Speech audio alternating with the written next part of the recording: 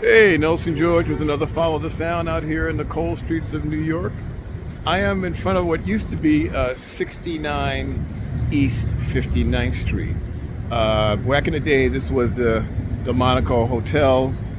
Right now, it's actually owned by, or at least Donald Trump's name is on it. But that's beside the point. Right here was an entrance to Regine's. Regine's was one of the most famous discos of all time, and it has a long history that actually dates back to 1957.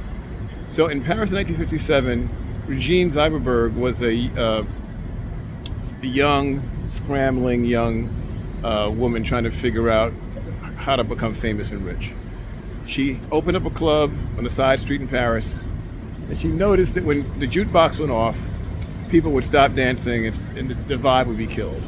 She had the great idea to buy two turntables and play records continuously back to back. So Regine, in 1957, invented the disco, or the discotheque, as in bibliothèque, as in cinematheque, as it was originally called. From that modest beginning in 1957, she built an empire of 23 clubs around the world, including the one behind me, which was called Regine's, which was opened in 1976, and really helped pioneer the idea of glamour and exclusivity. Instead of trying to let anybody in, she developed a private guest list of 2,000 people, movers and shakers of the era. You had to pay a fee to be a member, and the idea of the velvet rope, the idea of the exclusive club that we look at, whether it's Soho House and these other kinds of houses, and more importantly, the idea of the discotheque, of the place where music plays in a continuous loop with DJs spinning record after record after record. It starts with this woman, Regine, in Paris in 57, excuse me.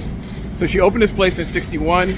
Oh God, Nelson, you're wrong. You opened this place in 1976. It ran till 91. Unfortunately for her, Studio 54 opened, and it kind of took a lot of her celebrity flavor away from her. But it in no way takes away from the impact of what Regine did. So Regine's here on Park Avenue, 59th Street, one of the most important venues and one of the most important figures in the history of dance music, nightlife, the way we look at the world in terms of how music is consumed. This little woman from in Paris, here then to New York, then around the world, changed how we go clubbing. Nelson George, Follow the Sound. Catch you soon.